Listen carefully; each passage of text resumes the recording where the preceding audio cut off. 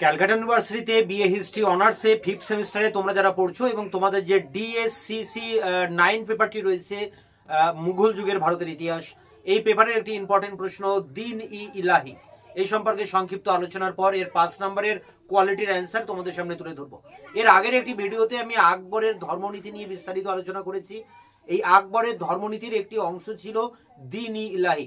সেই দিন-ই-ইলাহি বিষয়টা কি রয়েছে আমরা একবার সংক্ষেপে দেখে নেব, তাহলে আমাদের বুঝতে সুবিধা হবে। তা দেখো এখানে রয়েছে কি, একবার বোর্ডে দেখে নি। History honours 5th same DSCC 9, এখানে দিন-ই-ইলাহি। তা দিন-ই-ইলাহি ছিল আকবরের ধর্মচিন্তার বিবর্তনের শেষ যে পর্যায় ছিল, তৃতীয় বা শেষ পর্যায়, সেই পর্যায়ের একটি প্রধান স্তম্ভ। এর আগে আমরা আকবরের ধর্ম তো দেখেছি যে আকবরের ছোটবেলা থেকে এমন একটা পরিমণ্ডলে, এমন একটা পরিবেশে মানুষ হয়েছিলেন যে তার মধ্যে উদারতা বেড়ে গিয়েছিল এবং তিনি যখন ক্ষমতায় প্রতিষ্ঠিত হন তখন তিনি মানে ধর্মীয়ভাবে শাসন করার পরিবর্তে তিনি এক ধর্ম নিরপেক্ষ দৃষ্টিভঙ্গি দিয়ে দেশ শাসন করেছিলেন। তিনি বুঝতে পেরেছিলেন যে ভারতবর্ষ একটা হিন্দু প্রধান দেশ, এই জায়গায় যদি ইসলাম ধর্মকে জোর করে চাপিয়ে দেওয়া যায় বা হয়, তাহলে মানে দারুল ইসলামে যদি পরিণত করা হয় ভারতবর্ষকে, তাহলে এখানে মুঘল সাম্রাজ্যের যে ভিত সেটা শক্তভাবে তৈরি হবে না। এই কারণে তিনি ধর্মনিরপেক্ষতার নীতি নেন তার রাজনৈতিক স্বার্থে এবং তিনি ধর্মের ক্ষেত্রেও একটা সুনির্দিষ্ট নীতিও কিন্তু গ্রহণ করেছিলেন। তা 1556 যখন পানিপথের দ্বিতীয় যুদ্ধ হয়, তারপরে তিনি ক্ষমতায় আসেন, মানে মুঘল সম্রাট হন। এরপরে তার অভিভাবক বৈরাম খাঁর অধীনে তিনি কিছুদিন ছিলেন, 60 সাল নাগাদ, 1560 পর্যন্ত। আবার 60 থেকে 62-64 পর্যন্ত তিনি মাহম অমাগা বা তার ধাত্রী মায়ের অধীনে ছিলেন। 1562 বা 64 পরবর্তীকালে তিনি কিন্তু আকবর সরাসরি সাম্রাজ্যের ক্ষমতা নিজের হাতে নেন, নিজে সমস্ত শাসন ক্ষমতা নিজের হাতে নেন এবং এই জায়গা থেকে তার ধর্মের ক্ষেত্রে তার কিন্তু যে নীতি, সেই নীতির কিন্তু বিবর্তন হতে শুরু করে। তো এই জায়গা থেকে একেবারে আকবরের 1582 সালে এই দিন-ই-ইলাহি গ্রহণ করেন, এই পর্যন্ত 1562 থেকে 82 এই 20 বছরের তার এই ধর্ম, মানে আকবরের ধর্মের মধ্যে অনেক রকম পরিবর্তন আসে। যেমন আকবর প্রথম দিকে যেমন তীর্থকর 1563-তে তীর্থকর তুলে দেন, 1564-তে জিজিয়া কর তুলে দেন, 1575-এ তিনি ইবাদত খানা তৈরি করেন, যেখানে ধর্মের আলোচনা করার জন্য বিভিন্ন ধর্মের পণ্ডিত ব্যক্তিদের সেই ধর্মীয় উপাসনালয়ে তিনি ডেকে আনতেন প্রতি শুক্রবার এবং তাদের কাছ থেকে ধর্মের বিষয়বস্তু মন দিয়ে শুনতেন। বিভিন্ন ধর্মের ব্যক্তিদের তিনি সেখানে আহ্বান করতেন। ধর্মের প্রকৃত যে রূপ সেটা তিনি জানতে চেয়েছিলেন, প্রকৃতির সাথে, স্রষ্টার সাথে সৃষ্টির সম্পর্ককে তিনি বোঝার চেষ্টা করেছিলেন, ঈশ্বরকে তিনি মনে প্রাণে অনুভব করতে চেয়েছিলেন। তা আকবরের ধর্মীয় ক্ষেত্রে একটা জিজ্ঞাসা ছিল, সেই জিজ্ঞাসা বা সেই ক্ষুধা নিবৃত্তির জন্য তিনি কিন্তু এই ইবাদতখানা বা ধর্মীয় উপাসনালয় তৈরি করেন 1575। এরপর 1579 সালে গিয়ে তিনি মাহজার নামা ঘোষণা করেন, অর্থাৎ এমন একটা নির্দেশনামা, যে নির্দেশনামাতে তিনি বলছেন আল্লাহু আকবর, অর্থাৎ আল্লাহ মহান, এবং তিনি এও ঘোষণা করছেন যে এখন থেকে ভারতবর্ষে তার সাম্রাজ্যে কোনো কোরআনের কোনো বাণী নিয়ে ব্যাখ্যার ক্ষেত্রে যদি কোনো মতানৈক্য ঘটে, তাহলে তিনি যে ব্যাখ্যা বা তিনি যে সিদ্ধান্ত নেবেন সেটাই হবে চূড়ান্ত। অর্থাৎ ধর্মীয় ক্ষেত্রেও তিনি হবেন সর্বোচ্চ ক্ষমতার অধিকারী, সেই ইংল্যান্ডের নব্যরাজতন্ত্রের মতো বা অ্যাক্ট অফ সুপ্রিম্যাসির মতো, যেখানে ইংল্যান্ডের চার্চেরও প্রধান বলে ঘোষণা করা হচ্ছে ইংল্যান্ডের 8ম হেনরিকে। ঠিক সেই রকম ভারতবর্ষের প্রেক্ষাপটে আকবর এখানে একদিকে তিনি রাজনৈতিক প্রধান, অন্যদিকে ধর্মীয় ক্ষেত্রেও তিনি নিজেকে প্রধান হিসেবে ঘোষণা করেন এই মাহজার নামা ভিতর দিয়ে। যদিও এই মাহজার নামা, যাকে বলা হচ্ছে ইনফিলিবিলিটি ডিক্রি বা অভ্রান্ত ঘোষণাপত্র, ডক্টর ভিনসেন্ট স্মিথ এমন বলেছেন, তবে এর বিরোধিতা করে মাখনলাল রায়চৌধুরী একটা কথা বলেছেন যে আকবরের সমগ্র জীবনে একটা রাজনৈতিক বিচক্ষণতার প্রমাণ বা নিদর্শন ছিল এই মাজোহার নামা। তাই এগুলো ছিল তার প্রথম এবং দ্বিতীয় পর্যায়ের ঘটনা আকবরের ধর্মীয় জীবনে। একেবারে শেষ যে পর্যায়, তৃতীয় পর্যায়, সেই পর্যায়ে তিনি একটা গুরুত্বপূর্ণ পদক্ষেপ নেন, এই দিন-ই-ইলাহি বলে একটা নতুন ধর্ম চালু করেন। যেমন এর আগে আমরা আকবর অশোককে দেখেছি যে অশোক বৌদ্ধ ধর্মের মূল বিষয়বস্তুগুলোকে নিয়ে নিজের মতো করে নৈতিক অনুশাসনের উপরে, মানুষকে নীতি শিক্ষা দেওয়ার উপরে ভিত্তি করে তিনি একটা নতুন ধর্ম খাড়া করেন, যার নাম অশোকের ধর্ম। ঠিক সেই রকম আকবর কিন্তু এখানে দ্বীন-ই ইলাহি নামে 1582 সালে একটি নতুন ধর্ম মত চালু করছেন। তা সেই সময়কার, অর্থাৎ আকবরের সময়কার দুইজন গুরুত্বপূর্ণ ঐতিহাসিক ছিলেন। একজন ছিলেন আবুল ফজল, তিনি লেখেন আইনি আকবরী ও আকবরনামা। আর আরেকজন যে ঐতিহাসিক ছিলেন আব্দুল কাদির বদায়ুনি, তিনি লেখেন মুনতাখাব উল তোয়ারিক, যার আরেক নাম তারিকি বদাউনি। তো এই দুই ঐতিহাসিক অর্থাৎ বদাউনি এবং আবুল ফজল, যেই দুজন ব্যক্তি কিন্তু আকবরের রাষ্ট্রপতি ছিলেন, এবং তাদের বক্তব্য অনুযায়ী আকবরের যে এই নতুন ধর্ম, সেই ধর্মের নাম ছিল সেই সময় তৌহিদ-ই ইলাহি। এই তৌহিদ কথাটা পরবর্তীকালে 80 বছর পরে গিয়ে তৌহিদের পরিবর্তে দ্বীন কথাটা ব্যবহার করা হয়। দ্বীন অর্থাৎ বিশ্বাস, দ্বীন-ই ইলাহি, ইলাহিতে বিশ্বাস, ঈশ্বরের প্রতি বিশ্বাস, ভগবানের প্রতি বিশ্বাস বা দৈবাদেশ হিসেবে এই ধর্মকে কিন্তু তুলে ধরা হয়। তা এইভাবে আকবর একটা নতুন ধর্মমত চালু করেন, এবং এই ধর্মমতে কোনো পয়গম্বর, কোনো গুরু, এসব কিছুই ছিলেন না, কোনো পুরোহিত ছিলেন না, কোনো মন্দির ছিল না, কোনো ধর্মগ্রন্থ ছিল না, এখানে সম্রাটই ছিলেন সবকিছু। তো এখানে আকবর এইভাবে একটা নতুন ধর্মমত তার জনগণের সামনে নিয়ে আসেন, তার প্রজাদের সামনে, দ্বীন-ই ইলাহি 1582। এখন আমরা দেখব এর গঠনটা কি, দ্বীন-ই ইলাহিটা, এর যে নিয়ম নীতিগুলো কেমন ছিল, ধর্মটা কিভাবে গঠিত হলো। দেখো, আকবর উপনিষদের যে একেশ্বরবাদ, মানে ঈশ্বর একজন, এবং হিন্দু ধর্মের যে জন্মান্তরবাদ, জন্মানোর পরে আবার মৃত্যু, মৃত্যুর পরে আবার জন্ম, বৌদ্ধ এবং জৈন ধর্মের যে অহিংসবাদ, হিংসার বিরুদ্ধিতা, অহিংসাবাদ, এদিকে পার্শ্বিক ধর্মমতে যে সূর্য এবং অগ্নি উপাসনা, আবার খ্রিস্টান ধর্মের যে সৌভ্রাতৃত্ব, এতগুলো ধর্মের এই মূল আদর্শগুলোকে তিনি সংগ্রহ করে সকল ধর্মের সারবস্তুকে এক জায়গায় করে তিনি এক নতুন ধর্মমত গড়ে তোলেন। তবে এখানে বলা উচিত যে দ্বীন-ই ইলাহির মধ্যে যেমন হিন্দু ধর্মের জন্মান্তরবাদ, উপনিষদের একেশ্বরবাদ, খ্রিস্টান ধর্মের সৌভ্রাতৃত্ব, বৌদ্ধ জৈন ধর্মের অহিংসা মতবাদ, পারসিকদের সূর্য এবং অগ্নি উপাসনা রয়েছে, তেমনি কিন্তু ইসলাম ধর্মের রমজান, হজ যাত্রা, নামাজ, এগুলোও কিন্তু রয়েছে। কোরআনের যে 10টা নিয়ম রয়েছে বা বাণী রয়েছে বা 10টা মূল আদর্শ রয়েছে, তার মধ্যে 9টা, ইসলামের 10টা অনুশাসনের মধ্যে 9টা অনুশাসন কিন্তু দ্বীন-ই ইলাহির মধ্যে ছিল।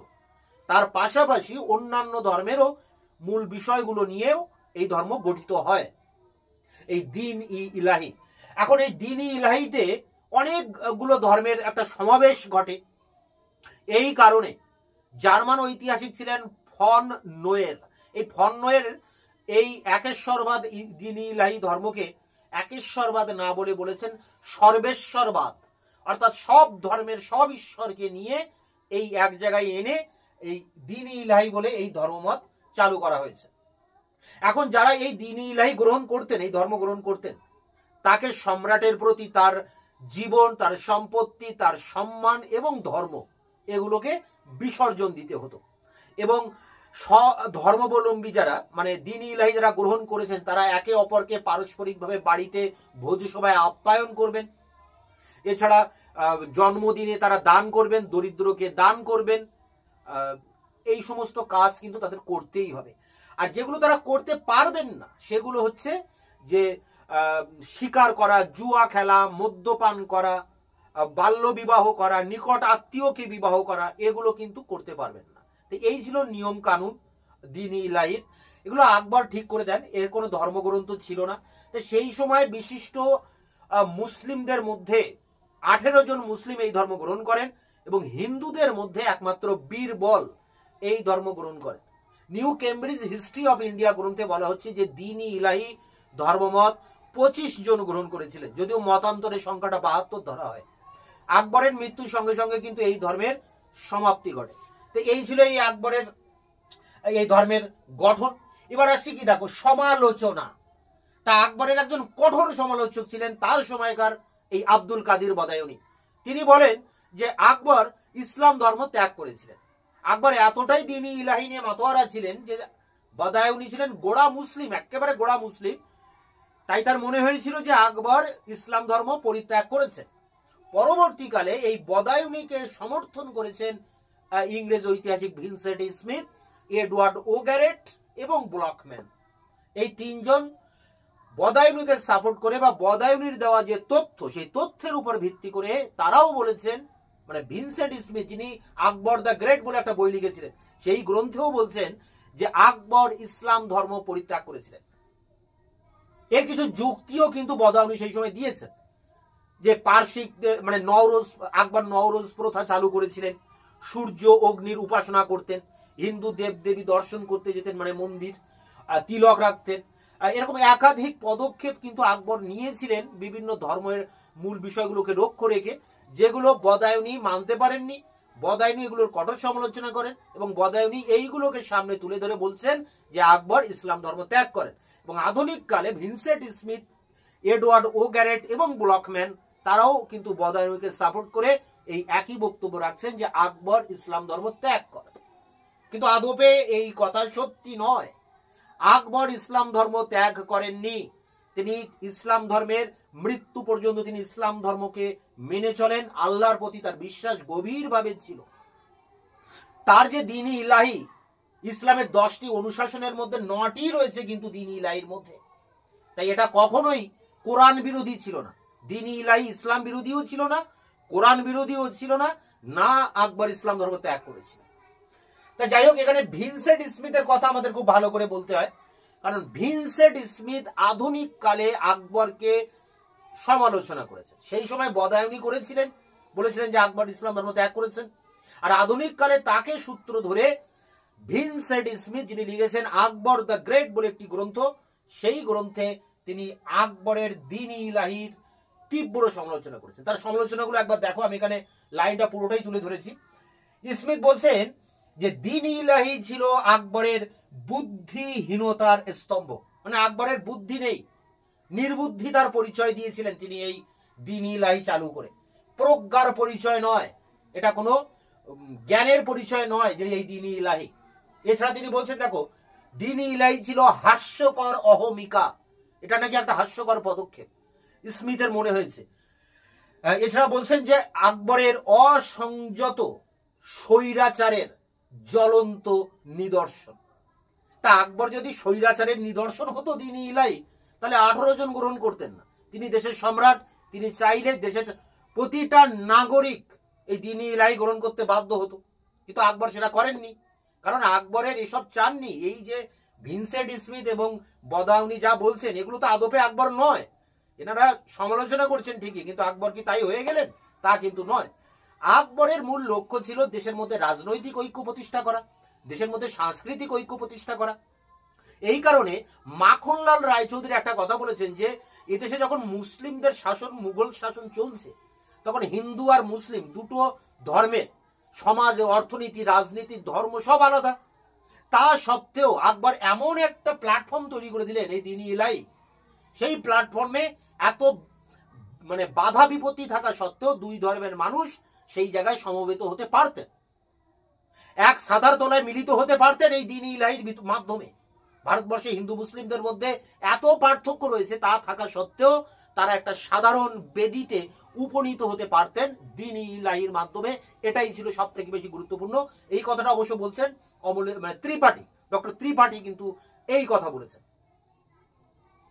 এছাড়া দেখো ঈশ্বরী প্রসাদ, হ্যাঁ, ঈশ্বরী প্রসাদ রয়েছেন, মাখনলাল রায়চৌধুরী রয়েছেন, কালী কিঙ্কর দত্ত।